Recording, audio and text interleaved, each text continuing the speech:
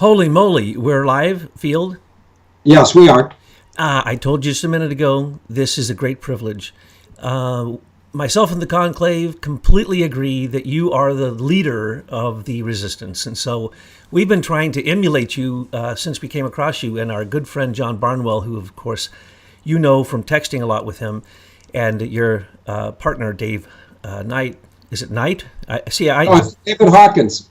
Hawkins. Yeah, the Hawk. What am I thinking? David Hawkins. He's been contacting you, and Betsy, my counterpart, Yes, has been contacting you a lot. And as we have been researching SES, you have been saying, cheerleading us on. And so that has really made us feel good. But that you've agreed to talk with me today is just an honor. I can't thank you enough. Thank you so much, Field.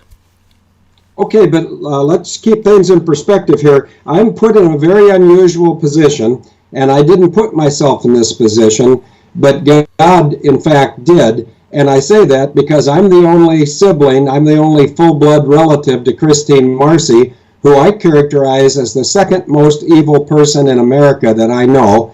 And I also, people like it when I am direct and I don't hide. And the person that I consider more evil than my sister is George H.W. Bush, because for personal gain, he has killed hundreds of thousands, if not millions of people. But going back to why this is not about me, on the morning of 9/11, I had three direct connections. Hillary and my sister deployed intellectual property that I shared with my sister in December of 1988. That was the droning of airliners. My college classmate, Francis Chick Burlingame, was the captain of American 77, which did not hit the Pentagon, and I could not have controlled either. I couldn't control him being my classmate or his aircraft not hitting the Pentagon. My third connection is the North Dakota Air National Guard, which is in Fargo, North Dakota. I flew with them for 16 years in the Air Defense Mission.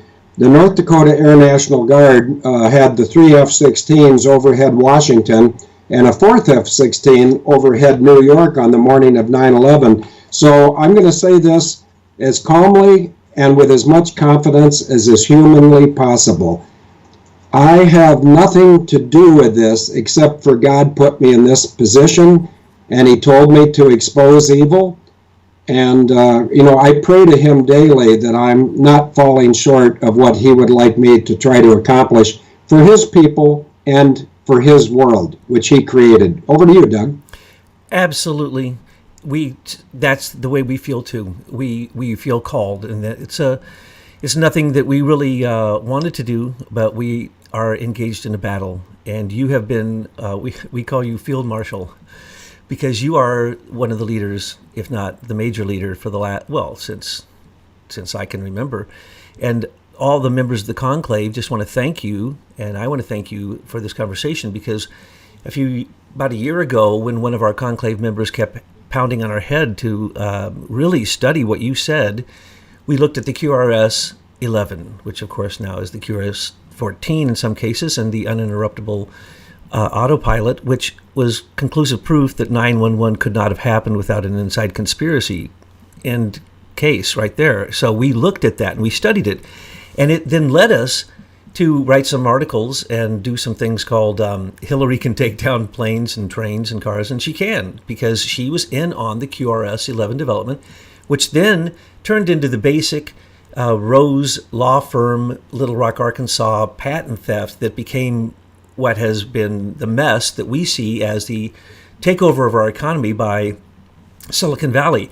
So she was right there. And so you led us to that. And then that led us to a company called Agilent, which created a patent, an international patent, which is like the Internet of Things. And so that took us forever. And we linked up with the Americans for Innovation and all these people. So literally, Field, you have hundreds of people that you have stimulated to study these things. And then that led us, finally, I stood back and went, well, but he keeps saying SES, so we looked at SES and wrote an article, an intelligence report about it, and it was read all over the place and probably embedded in 50 different places where people really got the message that SES is a government-sanctioned deep state And it's exactly what you say it was, that you've always said it was, and that you were directly connected to this person. And every time we look at your sister's activities, it leads us into evil that we have to back up from, because, as I say, we've now been really researched QRS-11, and then that led us into SES, that's led us into Serco. So we did a big expose on SES, as you know, and that's what we were all about. We wanted to prove what you said was true. So we got experts to go into the plum books to try to get the information out, because those government documents are court documents. So we tried to figure them out. They're full of sabotage and tripwires and all kinds of stuff. Geniuses had to learn how to do this. And then there's keys in it. You got to go to Google, and then Google will go to you, and then it'll target you. So be careful. So if you want to look at the Plum Book, go through either Americans for Innovation, or you can also get it through aimfortruth.org, which is who we are, the Anonymous Patriots, which twice a day we put up an intelligence report, aggregate news, all open source, called Truth News Headlines. And you have posted so many of our things, Field. We can't thank you enough, but our things are simply supplementing yours. And some people get really mad at us. They say, you don't give him enough credit. I try every time I mention SES to thank you, because I didn't know it existed.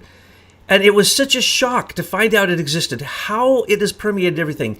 And so the issue you're even dealing with now, Serco controls elements of Homeland Security, which controls huge sections of the documentations for immigration and for, citizenship in America. And so I know you're over there, and you're wherever you're at, you seem to be uncovering stuff. So I guess what I'm saying is thank you, and you have put us on the right thing, and we have been battling it out, and we know that SES, the reports on SES and 10 years of your research has culminated now that we're hearing that every department, every federal department, every agency, top executives are trying to retire now early. They think, and then they say, and then there's a rumor. You can go online and plug in the name of anyone in the federal government and find out if they're SES. Yes, that is true. And that's because you put us onto that. So I can't thank you enough. And if I haven't thanked you in any audio I've ever done, then it's just stupidity on my part. Because really, you gave us the courage to do what so many of us citizen journalists are doing, which is take our time. We're retired, a whole group of us. And we have time to research this stuff. We have time to go into open source. We have time to follow down every trail, put it in intelligence reports, and make sure it's delivered to everyone in America who wants the truth, just like you. So again, I'm probably going to be thanking you 1,000 times, because I'm really excited to be on the air with you, because I've never really thought that that I personally, or the Conclave, or the Anonymous Patriots, were worthy enough to have a chat with you until we had done some work to show you that we're behind you. And we're going to keep going after the other things you targeted. The next thing is Serco. And man, you are so right. I didn't know Serco existed. So you keep giving us the hot topics. And you have so many people now, because a lot of people have come to join us and help us in research and in what we call mining, getting down into where this gold is, but it's hidden in government documents, and bringing it up. So thank you again. And okay. I thank you, but then again, it just means I'm going to have to work a whole lot harder when I keep trying to catch up with all the things. I understand why you've been over there. You've been revealing new things that are shocking as always. So thank you, sir.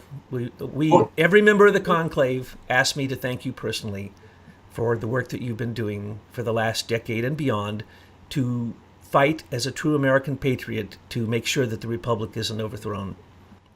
Well, okay, and let me just give credit where credit is due. For a number of years, it was just two of us, myself and David Hawkins from Vancouver, British Columbia, and he's the intelligent one and the dot connector and the researcher, and I'm effectively his foil. But what makes me, I think, somewhat more attractive for people that want to talk to one of us, David or myself, is I can communicate with a sophomore in high school that's got a C- average. And here's an example. I can tell high school, that guy down, David Hogg, the guy that thinks he's a high school student, and actually he's a very poor actor, I could communicate with him and convince him that the reason that my wife, Denise Irene Clark McConnell, is not allowed into the United States is because my sister, Christine Marcy, used to effectively influence the National Visa Center. And my sister has some form of handling of Hillary Clinton and Obama both. And that brings up another thing. Obama, whose name is Barry Swatero, went to the high school that I graduated from, and that's Punahou School in Honolulu, Hawaii. And so I graduated in 67, he graduated in 79, and on the Punahou website and the Punahou alumni files, paperwork, documents as recently as 10 years ago, he showed up as Barry Swatero. And when he was registered at Punahou, he was registered as Barry Swatero, Indonesian Muslim. When he went to Occidental College, he went as a foreign student.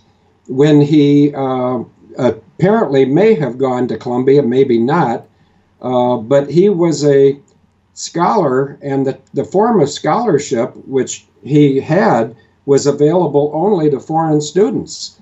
And so he's either foreign or he's not, but he's foreign. And, you know, I find it sort of humorous, and humor is a wonderful elixir. When you're dealing with the kind of stuff that David Hawkins and I have been dealing with, and let's just go right for the bottom of the toilet, we have worked our way from 9/11 to the murder of children and the drinking of children's blood for the you probably know it better than me, adrenochrome, which old elitists think that by drinking this super oxygenated blood of adolescents or younger, that they're going to extend their life. There was a guy named David Rockefeller who used up the warranties on 3 or 4 or 5 hearts, and if he was ever involved in drinking human blood of children, and I'm not saying he is, but I'm saying the elitists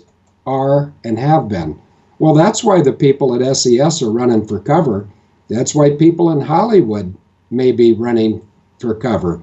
Because, and I don't want to go off too far on the Christian angle, but I will tell people that Daniel 2:21 and 22 is not a misprint, that everything that has occurred in the darkness will be illuminated. And we're doing it right now, you and I, Douglas, and I've been doing it with David for a long time. And David is really the one eventually you should be communicating with, but he is so knowledgeable. In fact, he's the most intelligent human that I've ever interacted with that could interact. I mean, he can interact, but not very well. And so he needs a foil or a interpreter. And so I take his 260 IQ point communications and I bring it down, you know, to a guy like David Hogg, a C- student with no talent. And I could explain it to David Hogg right now that he's not fooling anybody with the Shabbat. Are you familiar with the word Shabbat? Chabad? Oh, yes. Okay, because I'm pronouncing it wrong. Over in Israel, it would be, pardon me, I hope I don't spit on you across the waves, but I think it would be pronounced Chabad, like you're clearing your throat. But anyway, there's people, and I know that you have some Jesuit background, but listen, let me set the table even. I have some sinner background. So whatever's in your background, whatever's in my background, I don't care. I don't have time to worry about yesterday. I'm worried about the future. And are my children and grandchildren going to be gunned down by David Hogg, his FBI father and his CNN mother? Or are my children and my grandchildren going to be raised in a new paradigm? And if I say nothing else, or if I have a heart attack right now and fall off this stool in my wife's kitchen, I feel so strongly, I'm 100% confident that the good guys are going to win, and not because we're good guys or not because they're bad guys, but God has ordained it. And I won't quote much, but I'll quote this. Proverbs 21:31, the horse has been made ready for the day of battle, but victory rests on the Lord. Victory's coming, I'm 100% sure. And if it weren't to come, I don't want to be here. I don't like the condition of the world, but I know the hopes and the plans that the creator of the world has, and I can't wait to witness them with my eyes. Over to you, Douglas. Wow, Field, you're like listening to Van Morrison. It's like a religious experience. And, people may think that what you're saying sounds a little wild, but it's not wild at all. Move back in time a little bit, and there was human sacrifice very few years ago. A little bit further back, and people drank their blood. A little bit further back, there was cannibalism. We still see that in a lot of animistic religious symbolism. So what you're speaking about that goes on, that the heinous crimes up in Canada, if people don't understand that Canada is one of the worst places for stealing children who are in social services, and has been for decades and decades and decades, and we could get into the very details that have come to the news so many times. So what you say to some people sounds like, oh yeah, I'm not going to go there. No, people, you need to understand, when people get power, when they get money, when they follow the path of the 7 deadly sins, it leads to the ancient times when there was tribal warlords who through power literally did shed the blood and take advantage in all of these kind of cannibalistic ways. This wasn't a long time ago in human history. It's only a blink of an eye if you really want to look at it. So what you're talking about is always, I see it as cultural development, and that the evil ones they're devolving. It's non-cultural development. It's going back in culture, where we're going to the Dark Ages with some political movements, some theocratic ideas. We're going back into prehistory with the way that some of these, what we would call perhaps corruptocrats or American oligarchs, they get so much power, and then they get the cover of your sister who creates systems that basically allow evil to become completely normal. Not only normal, it's legal. It's the club that people want to get in. It's, these swamp creatures, they love it. There is no evil that they don't enjoy. And so when they talk about, death cultures or the Bohemian Grove or human sacrifice, folks, in Masonic ritual, it's about human sacrifice. And we could even look into Christian, the Eucharist. It's about the body and the blood. These things aren't far away. They're still here. And when we talk about pedophilia, human sacrifice, when we talk about trafficking, slavery right now is completely condoned by the United States government. There are hundreds of thousands of people who go missing every year, and literally there's no one to report it to, except the agencies, which are private agencies, which go pick up those people and then use them for human trafficking. 1.5 million people have come up missing from the refugees in Turkey. Is anyone going to notice that? Did they also notice that a Chinese largest troop carriers arrived in Syria and, parked right next to Turkey, and then those people came up missing? They came twice with no troops and left. People don't want to admit that the refugee program, 64 million refugees created by the bombing of 7 countries by Obama, they don't want to admit that there's 68 million refugees, and each one of them brings the refugee program's money. The United Nations was making a fortune off of it. The Knights of Malta, the Vatican, George Soros' Open Society, New Tides, the USAID. You have pointed that out so clearly, Field, that when you look deep into any of these flows of streams of money, the corruption is so profound that if you do not have a belief in Jesus Christ, you may not be able to face the evil. And so we see this, and like I was saying, I have a bit of chagrin in my tone, because the more evil you point out, the more work we have to do.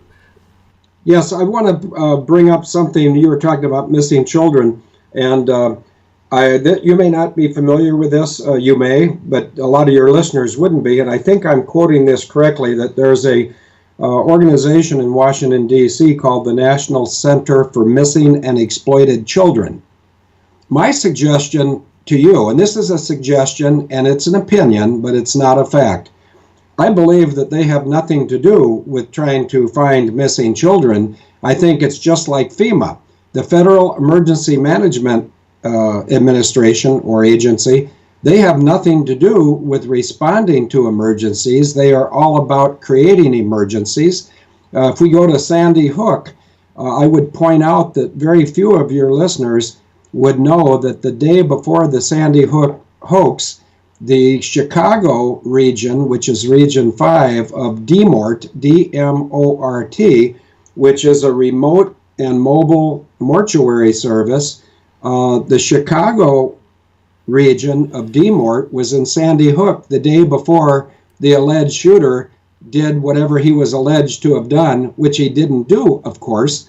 FEMA creates emergencies. The National Center for Missing and Exploited Children accommodates Hillary Clinton and my sister.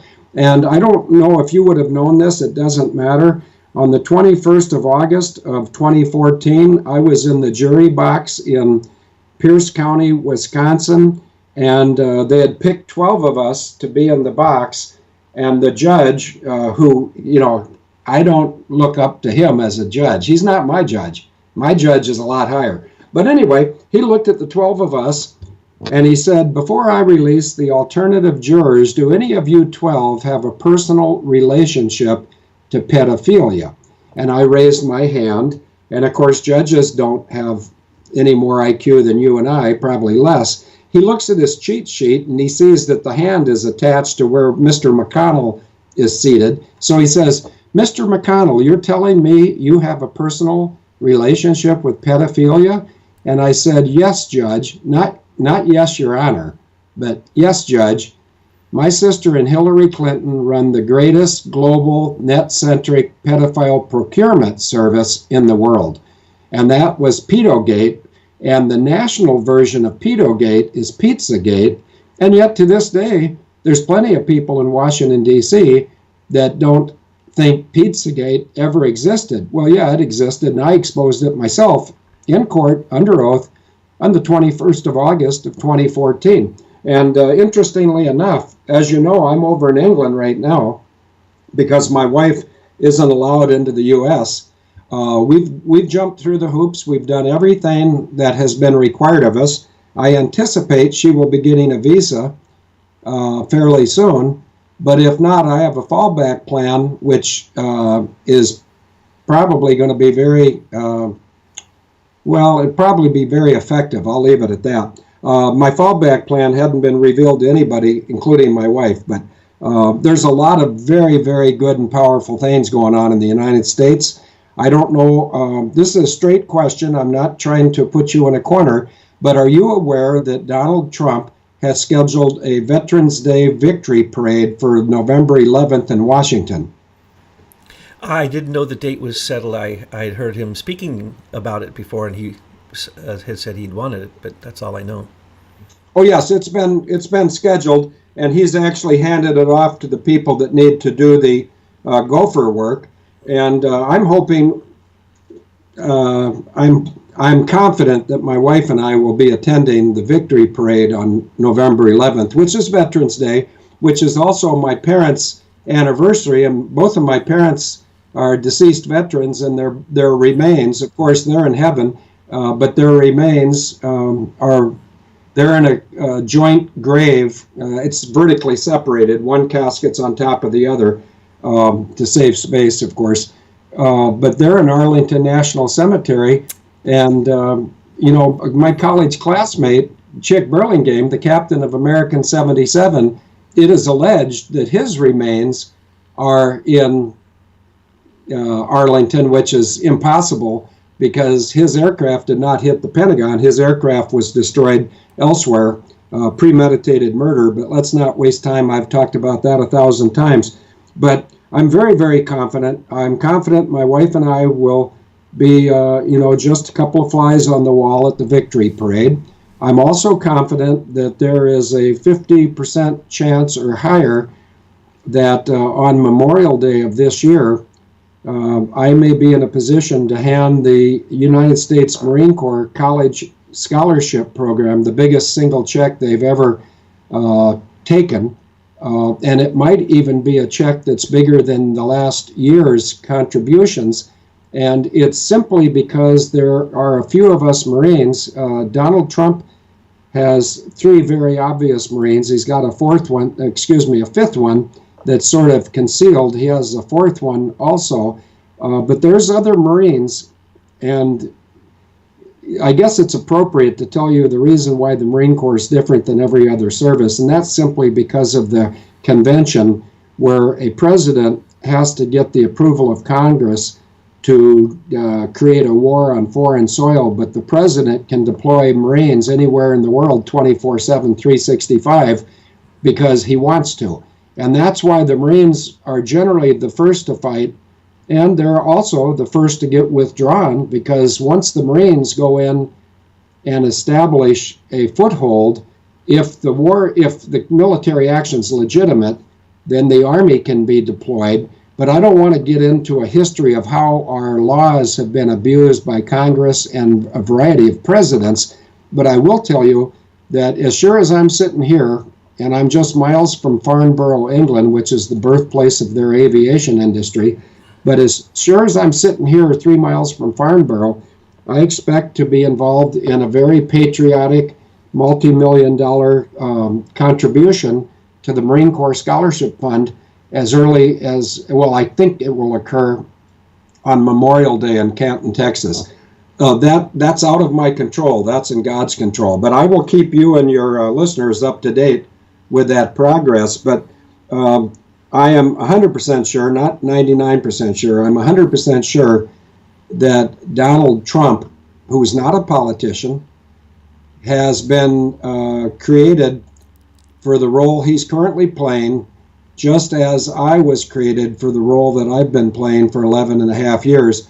And the role I play is very simple, Douglas. I expose evil. I do it without fear and favor.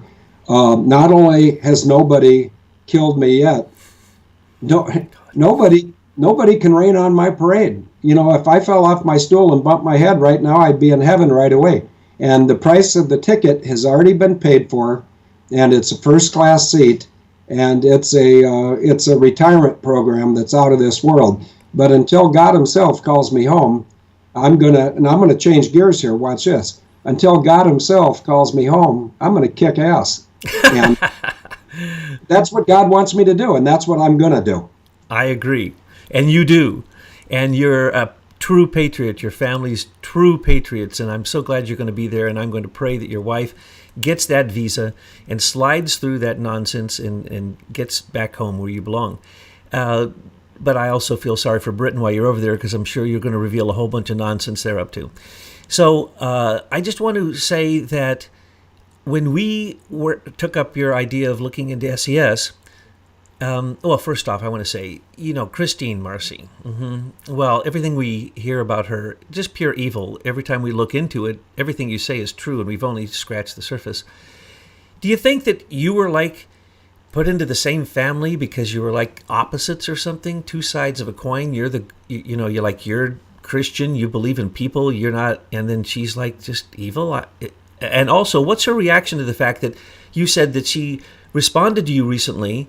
Something about SES, I don't remember the exact words, and I don't want to misquote you, but somehow the whole SES thing coming to surface and all that you're doing about this got her attention. Is that true? Yes. I can't tell you exactly. Wait a minute. I might be able to ask my wife. Did I leave Wisconsin on the 22nd of March, maybe? It was a Tuesday. I'm pretty sure that on Monday, the 21st of March last month, I got an email from my sister. It was the first contact I'd gotten in 6 years, and I interpreted it as she was trying to extend an olive branch or surrender.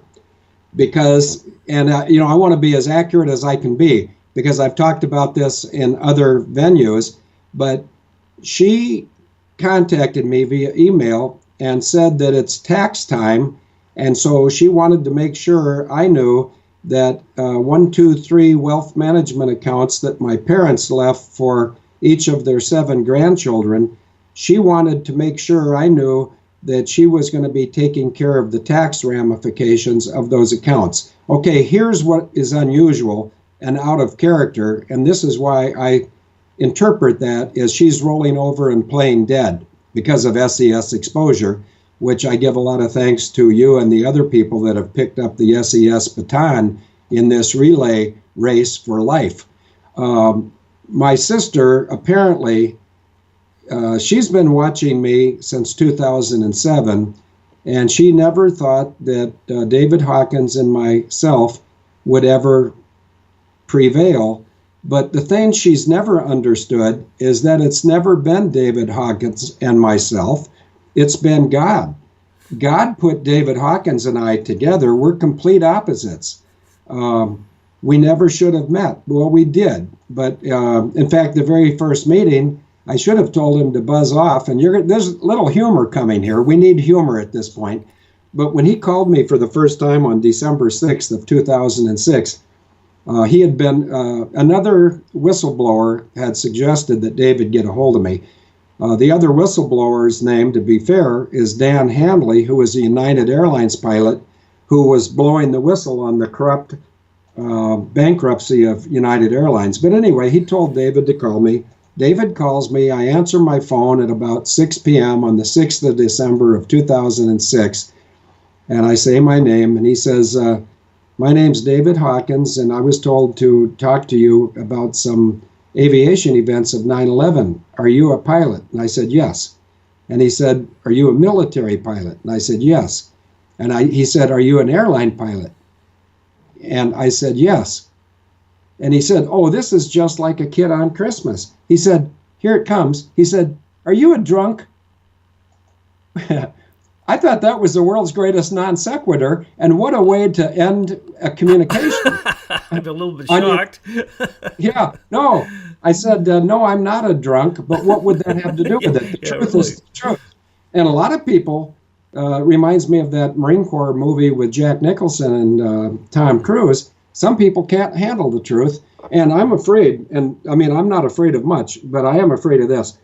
I'm afraid that there's a lot of people in our country and around the world that are so despondent. They know that something's terribly, terribly wrong. They have no idea how it can possibly be fixed. And some of these people, they'll turn to a variety of things to sort of get through their day or night or to ease their pain. And some of the easiest things to turn to are alcohol, drugs, or violence. Mm-hmm. And my heart goes out to them. So I would just like to reach out now verbally, if you're not offended, Douglas, and say, if there's anyone within the sound of my voice or AIM's voice that is discouraged and despondent, please be of good cheer. And now I'm going to embarrass myself because I'm not sure it's John 16:33, but somewhere in John it says, in this world you will have trouble, but be of good cheer. I have overcome the world. Douglas, as sure as I'm sitting here in the United Kingdom with my wife Denise 4 feet away, I am confident that we are living in the time when God is going to reveal himself again. And those people in the senior executive service, those people working for George Soros, the deep state, those people engaging in pornography and the murder of children. And notice I didn't say anything about the Clinton Foundation or Haiti, but I could have. Haiti, that earthquake was not natural, just like Katrina. That flood was not natural. In both cases, the Clinton Foundation created a whole lot of suffering for black people. They created a fair number of orphans, mostly whom were black in Haiti, and a majority of whom were black in New Orleans. And what they do when they create orphans is they create a pool of human trafficking pieces. And then when the traffic gets done, and I'm going to tell you something about Cecil Rhodes here that's really grim. But first, when they're done trafficking these young people, and for whatever reason those young people are no longer desired by their abusers, then they kill them, because a human body is worth close to $1 billion in parts. And yet look at the 25 to 50 million human bodies we in America have allowed to be destroyed after Roe v. Wade. And I'm starting to sound like I'm fairly conservative or a mamby-pamby, but I'll tell you what, I was not aborted. And I would say to anyone out there that, and I know that there's reasons why sometimes abortions are a wiser choice. But I find so much hypocrisy in the Clintons and the Warren Buffetts and the George Soros and the Bill Gates. If they want to depopulate, why have they not demonstrated some leadership and depopulated themselves? That's a beautiful idea. I totally support that. And immediately, if at all possible. You know, again, you sound sometimes like you're wild and out there, but what you're saying is absolutely true. And I quite agree that we need to send love out to everyone in the opioid addiction. These are straight people with straight jobs, given drugs by doctors that kill them. And they're coming across the southern border, and the pharmaceutical companies are able to make pills that are 100 times stronger than heroin. Why would that even be allowed? It's institutionalized. We mentioned before, the missing children. They usually come up missing from social service placements, foster homes. When they're in the hands of the government, they simply come up missing. They're called runaways, but nobody runs after them. The agency you're talking about, they don't try to recover anybody. They really don't. As a matter of fact, they're quite nefarious, as you pointed out. And this is not new. This has been happening in history. There's always been slavery in history. It's just that now it's hidden, it's institutionalized, and we actually pay for it. We actually pay the people who create these systems, just as Christine Marcy, your sister, has created system after system that it's so evil from the outset that if someone is described a picture of it, as you have described, and because you give a framing and you frame the whole thing, it sounds sometimes, Field, I have to tell you, it sounds like too much for people to handle. It's all true, what you're saying. If you look into this, you just find so many details. It's shocking. It will be depressing. What we always try to do, and you do too, you go straight to the source, straight to the divine. We always give some lame suggestions, but they're not really lame. There are things that can be done. For instance, the SES could be simply outlawed this year because the omnibus budget allows Trump to use the Holman Clause, which allows him to pay any set of federal employees $1 for the year. We suggest that the 500 Department of Justice lawyers who run the SES as the highest review board, they're the ones with the secrets of who gets what money, and they keep it very, very secret. We suggest he make them all $1 a year for however long. $1, that's what they need to be paid. See if they really love what they do. They won't. They're lawyers. They'll leave. And once they're done, then what we could say is, and this is you. I want to know if I'm incorrect, and I may be certainly incorrect. Please correct me. I want to know. People say that there are good people in the SES, but see, there's the civil service, and then there's the SES, and they did no. They're quite different. These are the people who from the get-go get paid more than anybody, get special deals, get special awards, get amazing waivers that they don't even have to report whether they're a foreign spy. They don't have to be an American, and they get paid taxpayer dollars. So some people say there's no good people in SES. I'm not sure of that. I want to be a little bit more liberal and say if there are people who've come up through civil service work and they have merit and they have earned what they have as a position to be a leader in these agencies, they might need to have special consideration. But in general, people just say, get rid of the 10,000 SES members, 8,000 or 9,000 of them are Obama appointees, and just get rid of it altogether. I don't know. I don't want to go that far. I don't want to be that radical. But on the other hand, I can't find any real reasons why anybody I look up in the system who are really the major criminal players in Washington, D.C. in almost every single case, I really can't find many reasons to say that the SES should go on. So, Field, set me straight. What have we said wrong about the SES, or how can we counteract it, or how should we get rid of it? Should we transform it?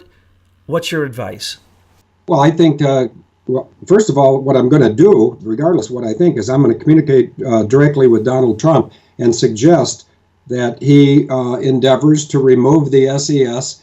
But with prejudice. In other words, for the SES people who will admit that they have been hired to be obstructionist in the flow of control from low to high. In other words, at the bottom of the Department of Defense, there's people making $35,000 or $40,000 a year that are doing real work, and they're working to get ahead and to have a career and to gain a retirement and to provide for their families, And yet, if they send good ideas up the food chain, it might go all the way up into the top until it hits SES, and they'll block it. So the SES, a lot of times it helps if you have a catchphrase. Here's a catchphrase for SES: overnight coup. The night before SES was in effect, we had semi-legitimate vessels or bureaucracies. I'm going to pick this glass of water, and it really is water, even though there's other clear liquids. If this volume of liquid that's visible to the camera right now, if this is all the good people in the Department of Defense, overnight in 1979, SES, Jimmy Carter, and my sister, Christine Marcy, stuck some complete idiot in charge of Department of Defense. So all the people that had been there for 3 years, 5 years, 19 years, and they've steadily worked towards a goal of getting as high in the chain as they can possibly get for a lot of good reasons, to provide for their family, to provide for the education of their children, to provide for their retirement. And yet overnight in 79, the whole process stopped.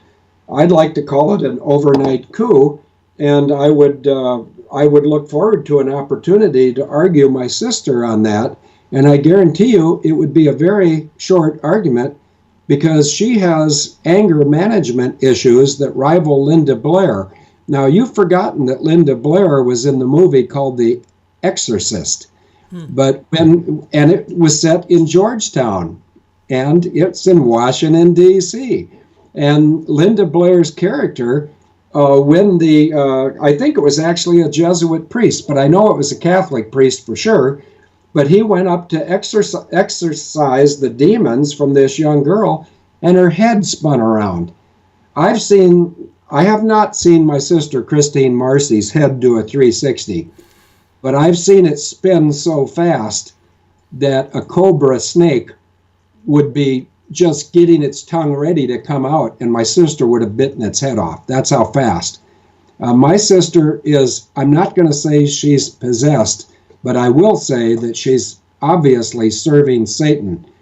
Because she's serving Satan, and I'm attempting to serve Jesus Christ, I can guarantee you who's going to win and who's going to lose. Not because of her abilities or lack thereof, not because of my abilities of lack or lack thereof. Her whole body of work going back to 1966 has all been about treason, serving Satan, and trying to destroy the country that my parents, both naive as they were, they both fought for and believed in. My father was a POW of the Japanese in World War II. Of the 12 men on his airplane, he was one of 2 survivors. My mother was an Army nurse. She nursed him back to health. This is starting to sound like the Field McConnell show. It's not about that. It's about right and wrong. My mother was right. My father was right. My sister is wrong. And God has asked me to expose evil. And I don't think you detect any unwillingness in the way I behave, do you, Douglas, to answer the call to expose evil. I'm doing everything I can think of, and I will continue until the day I die. Oh, that's absolutely true. In every broadcast you've ever given, and every word you've ever said.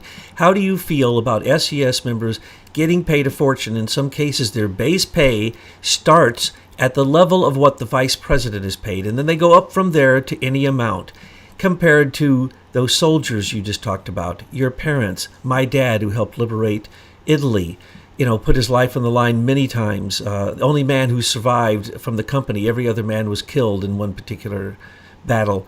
These people who put their lives on the line, and then there's SES members who aren't really even Americans, in my opinion. They're globalists. They're people who've sold out America for their corporate elite pay, and here are soldiers coming back missing limbs. And what do? They don't even get good treatment at VA. I had to go to VA hospitals when I got out, and I tell you, there's nothing quite like that. So what do you think about that, Field? For me, the righteous wrath that arises in me when I see the way that the disparity between the elite shadow government and this completely legal way for them to be paid as corporate stooges, and then on the other hand, The very kind of people you were just describing, yourself included and your wife, who really do wish to be there in Washington, D.C., so that you can be a true patriot and demonstrate that in front of everyone. I get really upset when I see that, and it's not anger, it's wrath.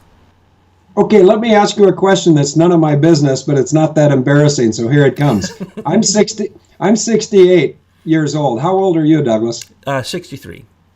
Okay, you're 63, so using my advanced age, I will strongly encourage you not to let yourself become enraged or don't let your wrath show, because and it's difficult to conceal it. It's difficult for me. I figure that I'm an advocate for the enlisted forces, not just of the United States Army, Navy, Marine Corps, Air Force, and Coast Guard, and the reservist, and the Guard, the National Guard, and the Air National Guard. I'm an advocate for the enlisted forces of every military service in every country, in every generation, because they've all been lied to by their leaders, they've been lied to by their nations, and they've been working for the bankers, and they've been working for in our generation today, the globalist, and that's going to come to an end. But that's very easy for me to say, and yet it lacks substance. Let me give you some substance. On I don't know what day Memorial Day is this year, but Memorial Day is generally in late May, and I've had the opportunity and the blessing to be able to speak in Canton, Texas, on 2 or 3 occasions. And I used to fly fighter aircraft, big deal. But there's an F-4 Phantom. Now, keep in mind that an F-4 Phantom was probably one of 3 iconic aircraft in Vietnam. The B-52 Buff was iconic, the Huey helicopter was iconic, and the F-4, it's not my favorite fighter from Vietnam, but it's the one that I flew, and it's very iconic. But what are the odds of this? And I'm going to do this slowly, not for you, Douglas. I'm going to do this slowly for your listeners. If we can agree that 5,200 F-4 Phantoms were built, what are the odds that the F-4 Phantom that is the center attraction at the Van Zandt County Memorial, which is, I'm going to do it alphabetically, VZCM, or militarily, Victor Charlie, Victor Mike Charlie Zulu, Victor Mike Charlie, Van Zandt County Memorial, Van Zandt, VZ, County Memorial, Charlie Mike, VZCM.org.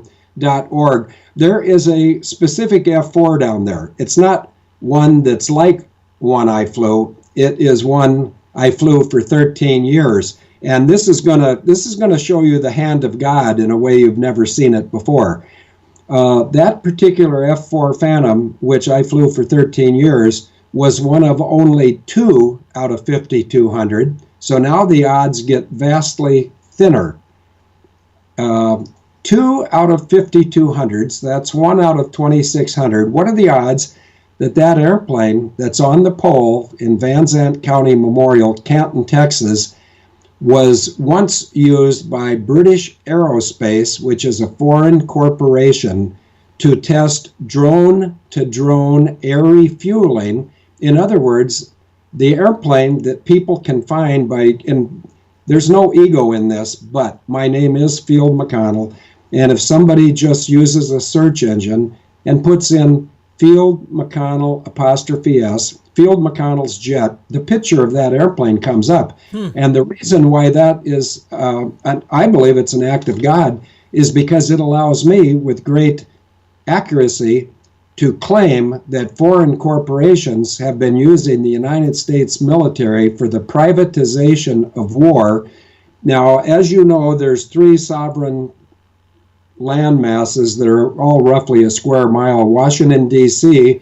provides the military might. City of London provides the funding.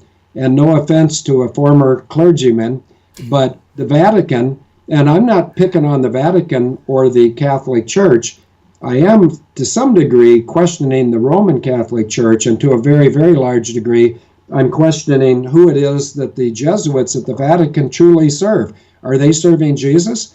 or are they serving something else? I don't know. Their actions tell me they're serving something else.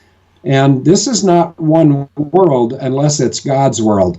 And I'll tell you what, when God gives up on his world, I'll go away. But it isn't going to happen. It's not going to happen in my life, your life, or I've got 4 grandchildren that are either have been born in the last 2 months or they're going to be born this week. I have a daughter who is having her first child any day, any minute. And, I fight for a lot of people. I don't fight for myself. If somebody wants to beat me up, go ahead, bring a baseball bat, bring a gun, bring a knife. But you better get God's blessing before you show up. Otherwise, you might just have your ass handed to you. That's right. And see, that's what I confuse people because they say, how can he quote scripture and then use vulgarities? Well, what's a vulgarity? Is a vulgarity, say, having your ass handed to you, or 25 missing million children this year? I ask you that question, Doug. What's more vulgar? That's a colloquialism. That's not vulgar. That's no, like, I know. My name is Thomas Pain in the Ass of the Globalists. Okay, pain in the ass. It's a colloquialism. It's not a using a word improperly, or Yeah, I know. So I got a question. Yes. What should we do next at Aim for Truth? What should we do, the American Intelligence Media? We want to know if there's anything further we need to reveal about SES. Is there any icing on the cake that you would like for us to do? Have we gone in the right directions? We still have a lot of documents, and we can go into all the fights that happened for, like Michael Hayden fighting to get the SES, or which was the SIS, into the NSA. It's like, what? Why would there be? That's when the corporate intelligence took over. The SES moving into intelligence thoroughly was the sign that we basically don't even have an intelligence community. It's the entire world's intelligence community. So the question is for you, is there anything that we need to do, anything we've left undone, or any more measures that we can take against SES to see if we can, put the icing and the whipped cream and the cherry on top of that cake? I think actually we've done enough damage. And when I say we, it's not just Able Danger and AIM. There's other truth outlets who've sort of taken the baton like a relay race, and they've done it. I could name a few, but I don't want to name a few if I can't name them all. That's not fair. But I think SES is dead in the water, and I will work. In fact, I've got Betsy's email, and I'll keep her in the loop in the communications that I send daily. By the way, when I say I send it, what I mean by I is Able Danger, and when I say Able Danger, that means David Hawkins, Field McConnell, and probably 30,000 people around the world of all colors, black and yellow, red and white, Buddhist, Hindus, agnostics, atheists, gay people, straight people, transgendered people. No fear, no favor, but don't try to hide behind a politically correct barrier or I'll blow it down.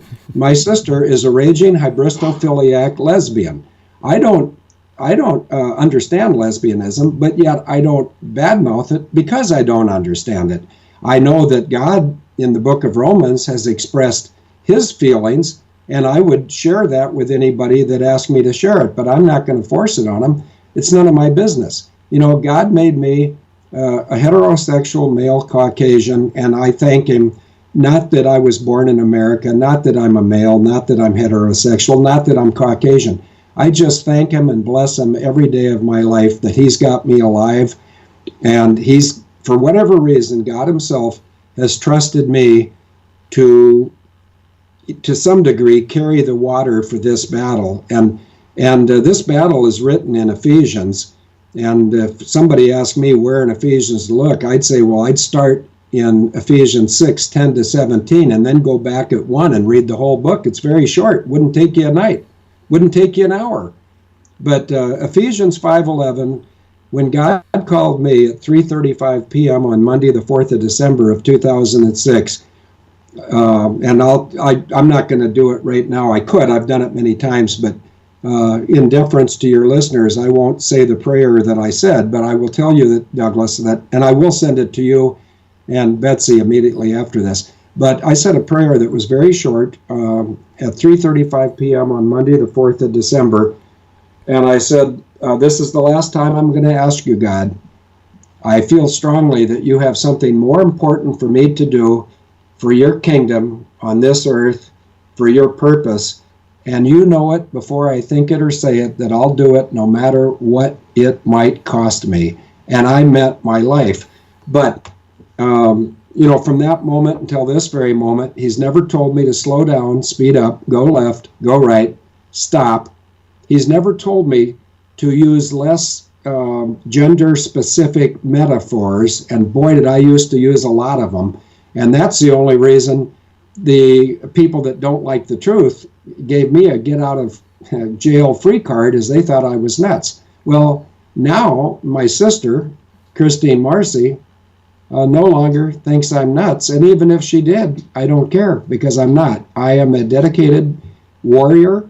This is not my battle, but I've been called into it, and like a good little Marine. And by the way, I don't favor Marines over other forms of military service. It's just that that's the service I was in, and the training is pretty fundamental. And there's a cliche amongst Marines and non-Marines alike: once a Marine, always a Marine, and you can't cure it. Well, in this case, you don't want to cure it, because I'm not fighting for the United States. I'm fighting for every little child that's ever been born into this world. And I'm fighting against everybody. And think of Matthew 18:5 and 6. Anybody who has ever caused one of these little ones of his to stumble, I'm going to have their ass, Doug. I think that was kind of the New American Free rendering on the last part there. But I agree with you. See, I was a teacher after I was in the priesthood, then I went in the military, then I was a teacher. And when I was in the priesthood, listen, I saw the evil in the Catholic Church. So Jesuit, I was also a Trappist, I was also Benedictine. But the point is that's not where it's at. These kind of old institutions are so filled with evil. It's just so disturbing. So I got completely away from that, and I didn't even take the full vow, because the Manresa meditation was basically a form of, well, I don't even know. It's apocalyptic, materialistic, and not spiritual. And many Jesuits have nothing to do with Jesus Christ. They're not Roman Catholics. They're not Catholic. They're not Christian.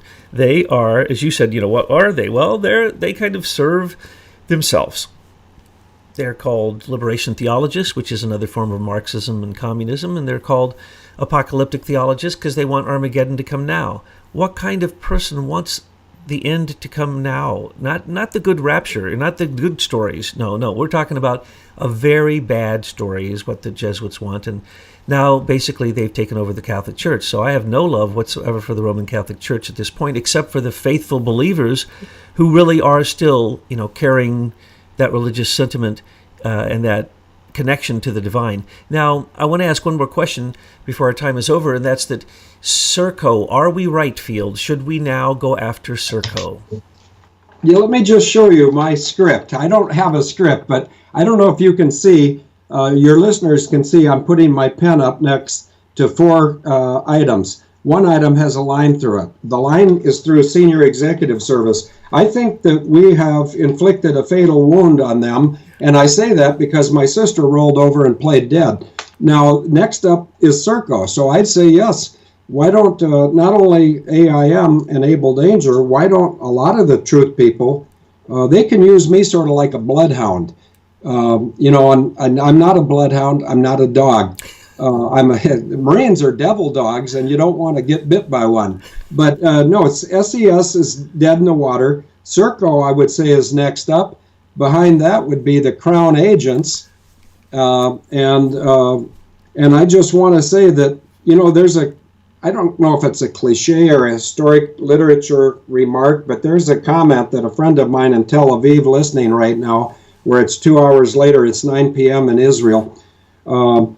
There's a phrase, methinks thou doth protest too much. Well, British Aerospace, one of their senior engineers ripped me a new one in writing on our own Able Danger blog and told me I didn't know anything. And this person went on, had diarrhea of the ill-informed mouth. And the funny part was, it happened, well, it doesn't matter what gender, but it's a female, and was very proud of her college degrees and her position, but she should be terribly ashamed of her ignorance, because she had no way of knowing. She was representing British Aerospace, BAE, and she has no way of knowing that my forte, or if I'm known for anything on the internet, it's for the remote control of airliners.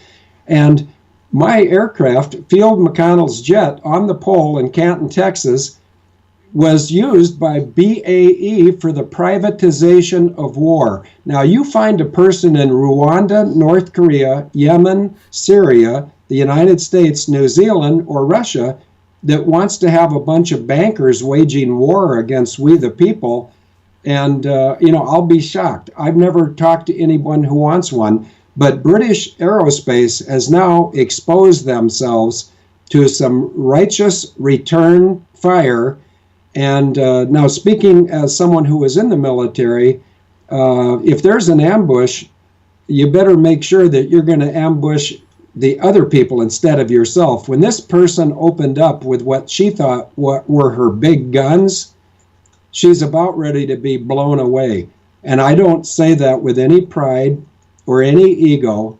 She doesn't have the truth on her side. And from what I've seen so far, I doubt if she has God on her side. God doesn't deal in deception. There are entities that say we will wage war by deception, but that is of the person who is the father of deception, of Satan. And if you've read the book to the end, you see that we win, not him. So I would say yes. SES, I believe, is dead. Serco should be next up. Crown agents would follow, and I think before we get past the Crown agents, we will see victory manifested by God himself. He's already ordained it. He's ordained it, throughout the whole book. Now, there's some people who would say, Field, you're nuts. The Bible is wrong, and Christianity is wrong. I can argue that with anyone. In fact, if you wanted to take that up right now, Douglas, I would respectfully, I would discuss it with you. I would say argue. When people reduce themselves to arguing and raising their voices, then both parties lose. Oh, but absolutely. I will say this, that God himself has manifested himself to me 3 times, and the third time and it's not like a shape of a human. It's not that at all, as you would well understand. But the third time that God manifested himself to me, I said, God, please don't show me yourself anymore. I knew it the first time. I knew it the first time. I knew it the second time. You've now done it a third time. 3 is the perfect number from where I sit, the Father, the Son, and the Holy Spirit. And I said, God, so please don't ever think that my faith is such that you need to reveal yourself again, even when I'm weak, even when I'm wrong, even when I'm discouraged, even though when life kicks me to the teeth, I will never lose faith in you. And once you took me by the hand, it was a death grip, and I'm never letting go, and I know you'll never let go of me. And the divine feeds you, so you just keep getting stronger all the time. As Matthew 7:7 says, ask and ye shall receive, seek and ye shall find, knock and it shall be opened unto you. I've always lived by those words because I think that's what drives people like you and I, the truth, the beauty, the goodness, really trying to bring to others what it is that the divine shows to you in whatever moments those happen. Sometimes, for some of us, it may only happen for a second in our whole life, but it can inspire us for our whole life. So everyone knows that. You're like, as I said, I think I said this to you earlier, you're like listening to Van Morrison. You're like a religious experience. Plus, as you say, you said bloodhound, but you're better than a bloodhound. You've been there. You've experienced it. You're not talking off the top of your head.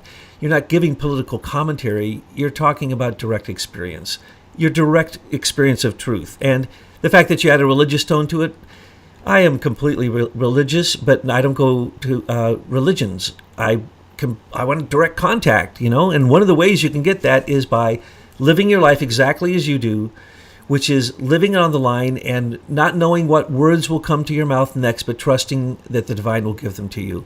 And you've been doing that all along. And it has inspired us because we said, well, look, he's doing this.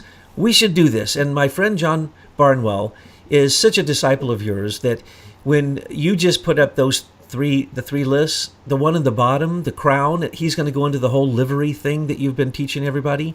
And he's been wanting to do that for so long. So now he feels so justified because we're starting to hammer on Serco, and you'll see an article out, intelligence report here in the next few days as the beginning. And then we're going to keep hammering on it, just as you suggest, everybody hammer on it. And then you can't do that unless you get to the crown. It leads straight to the Queen in the city of London, exactly as you say. It leads to the Eunice, New Mexico, to the uranium enrichment plant, the only one left in America, owned by the Queen. It leads to Rio Tinto. It leads to Serco. It leads to the patent control that literally Serco controls our patents. This is insanity. So thank you again. I love your list. That gives us great encouragement. And when you said Serco's dead in the water, that made me so happy because now I can relax. I don't have to go back into the mines SES is dead in the water. I don't have to go back to the mines and keep doing SES because we need to move on and we need to show how then this connects. So could you say a word? Because I don't know. I think the Brits, they're still invading us. Am I wrong? No, you're not wrong. You're right. They control us today. They control us. And I think the most heinous of their control mechanisms is the U.S. Patent and Trademark Office, which they've controlled since 1802, which means that every stroke of brilliance by an American inventor going back 216 years, the Brits have been picking off our IQ and using it for themselves. But I want to show you how unscripted I am. And of course, and Betsy knows that we didn't even talk about having this radio show until about 5 hours ago. So we've gone from 5 hours ago, not even having discussed a possible radio show, to now it's almost in the can. But you just said something which made me think of Isaiah 55:11. And I'm not sure I can quote this accurately. But if anyone looks at Isaiah 55:11 in the NIV, it is something close to this. And so it is with the words of my mouth, they will not depart from me and return void without having accomplished the purpose for which I sent them. And so when I talk in a way that confuses some people, it's not on purpose. That's my nature. But I'll tell you, if people hold my feet to the fire and say, Field, what do we need to do to save the world? I'd say one word: love. Yeah. God loved us first. So why don't we love him back by not just serving him, but also sharing my goal for my life? I'm 68. I could be dead in 20 minutes. So could you. So could my wife. I don't care. She does. She'd like me to hang around for a while. But what I want to do is I want to go to Texas and I want to run a veterans ranch, and I want to minister to hurting souls, because a majority of the souls around the world are hurting. I went for a walk with my wife here in England yesterday.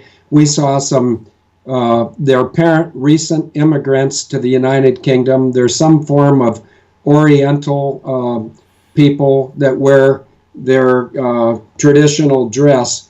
And, they think that they've arrived in England and how wonderful it's going to be. But you could see on their faces despair, discouragement. And I see that. And I've traveled the world, not because I want to, but that's just the way it is. When I retired from Northwest Airlines because of my exposure of 9/11, God had a great sense of humor, and he got a Muslim nation to call me over to fly non-Boeing airplanes in a Muslim nation. And I went there, and my little bit of traveling, I don't need to speak any language. Every person around the world can respond adequately to smiles or tears. And if you can either smile or cry, you'll fit in anywhere in the world, because all we need is love. And I'm not talking about the Beatles. And the Beatles didn't come up with that. That was the Tavistock Institute that came up with it. But, yes, God is love. And if we learn to love ourselves, we can love others. And that's sort of what I'd like to do as my candle grows dim. If any thought comes to my mind when I think about you, it's that you're pure humanity, and that you're just, as you say, you're a channel, and that's a beautiful thing. Because really, when it comes down to it, no one is saying more than you have said. No one has pointed at the corruption and led in the right direction than I can think of anybody in the alternative news. And yet, I can't think of anybody who's also more connected to the spiritual or the divine, or and also is just purely humble. And you're an inspiration for all of us. I'm sorry, I'm probably getting a little sappy here, but I'm quite serious about that. And I had no idea that I would be having a conversation with someone who quotes so much scripture. I used to be, when I was in the military, I was, what did they call that group? We memorized Bible passages, and we went around evangelizing, and I was so proud that I had memorized hundreds and hundreds of Bible passages, and they're just food for the soul. They're food for the spirit. So I think it's great. You lead us in a direction to show evil, and at the same time you bring with you the angelic world to support the battle. And that is what we say. It's a consciousness battle. It's not just a battle of who's got the information or who's got the power or the leverage. It's about consciousness, and consciousness is, when you think about higher things, it's higher energy, it's higher everything. So I just think it's wonderful. And the best thing was your 3 points. You can't imagine how our group here is going to be so thrilled, because we have waited a long time to have this interview with you, to see, offer up to you our offerings of the work that we've done, to see if it was okay. And for you to say SES is dead in the water is the greatest thing, and to point that Serco's the next, which we had already started, that's great. And we also, in the research recently, proved that your next point is you can't reveal Serco if you do not reveal the crown. And if you reveal the crown, you reveal the whole works, because, people think the Rothschilds are it, but the Rothschilds serve the crown.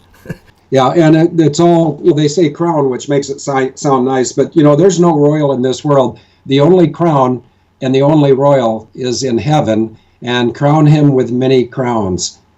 These rest of these people are evil imposters, and they don't scare me at all. And by the way, just between me and you and everybody listening, I'll be going through Heathrow Airport in less than 48 hours. And, I will have the opportunity to be stopped or obstructed or harassed. And I don't think it's going to happen. I've been treated so very well by the customs people here in the United Kingdom. And some of them go out of their way to smile and indicate. They can't say anything verbally, but they indicate with their facial expression and their body language that they know who I am, they know what I do. And, it's very encouraging to me, because I'm pretty open. I mean, I'm working for God, and I'm working against evil. And, God's going to win, evil's going to lose, and am I going to get cut down? I could care less. I don't think so. I think it's much more likely my sister could be walking the gallows here. In fact, I have a list called the List of Adrian Messenger that I sent to Trump on the 4th of October. It was a Wednesday following the false flag there in Las Vegas. Somebody who knows me and what I do said, if I told you that I could get a message to Trump, would you have a message for him? And I said, yes, I would. And in fact, I'll try to find that message. I'm going to ask my wife to remind me. I'm going to write a note now, too. My message to Trump, I never throw away emails. I got 56,000 plus today. I mean, I didn't get them today, but they're in my inbox. But, Wow. Well, no, it's just I don't have a good memory, so I have to rely on technology to help me remember. But I did send a message to President Trump regarding the event in Las Vegas, and I told him, I said, it's the same old people. They're trying to scare us. They know they're caught. And in this case, it involves names like Chertoff, who maybe you know Michael Chertoff. He made a lot of money on 9/11. He made a lot of money in Las Vegas.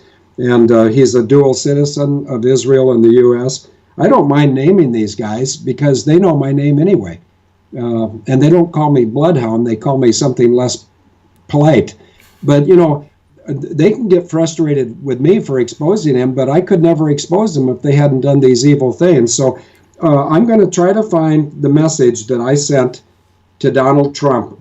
He received it on Wednesday, the 4th of October of 2017 in Las Vegas. It was handed to him by a Las Vegas, a Clark County, or a state of Nevada, or a military law enforcement professional who was in his personal package. And it involved a list called The List of Adrian Messenger. That's a movie from 1962 or 3. And it was my nomination for the first 17 people that should go to Guantanamo. And I said, President Trump, if you take these 17 people and make examples of them, I think a vast majority of our congressmen, our senators, and our senior executive service will step down. So, I totally agree. Well, good. As a matter of fact, we said just go after Mueller and the people who were complicit with covering up 9/11, who watched Building 7 fall and free fall and then didn't do an investigation. Gather those up, do even a military tribunal, whatever you got to do, make an example of them exactly as you said, and then the rest would simply run away like rats jumping off a burning ship. Yes, and I love your, you had a, I don't know if it's called a meme or what, or a thumbprint, but you guys at AIM had a recent image of a cat with a rat. Well, here's what I have to say to my sister. Meow. Bravo. Bravo. That's exactly what we were trying to get across. Yeah, she's a rat. And so anyway, I think we've done a fair job here for our initial gathering. And, if you and Betsy ever want to do anything else, just let me know. Today's a good example. Betsy called me around lunchtime over here and said, well, now that you've said you could do an interview, what do you think about today? I think I like impromptu because impromptu proves to everybody you don't have time to come up with a script. Oh, yes. And I was a little scripted today because I needed to have your opinion on these things. I needed to have your pat on the back and say we were doing okay. But yeah, I'll interview with you anytime, anything, because you know why? Where we could go if we were completely unscripted could be pretty amazing. Yeah. Okay, well, just let me know anytime, and otherwise I'll thank you for the time you've spent with me today, and it was my pleasure to spend this time with you. And for the many people who told me to steer clear of AIM, that's not how I operate, and that apparently is not how AIM operates. And so I think if everyone just minds their own business and does all the good they can do for the world, then we don't have to compare notes, we don't have to say mine's bigger than yours, or we don't have to say don't listen to him or her. Just tell the truth and things go well. Absolutely. Just as you said, you started this stuff. We're simply helping. And as we do, we need to support each other, not take anybody down. You don't need to mention any nonsense. And just to close out, I just want to again thank you. It was a real honor to speak with you. And it just encourages us as soon as I get back to the conclave. We will be cheering very loudly because we will realize that we have accomplished a mission along with you. And now we're going to take up the second and third mission. And I just want to thank you for your time. You're an amazing person. And I just feel like I've been blessed by chatting with you. Thank you, Felix. It's been a blessing for my wife and I, too. So thank you, Douglas and Betsy. And we'll be around if you need us. And we'll just say good night for now. And the battle is soon to be over.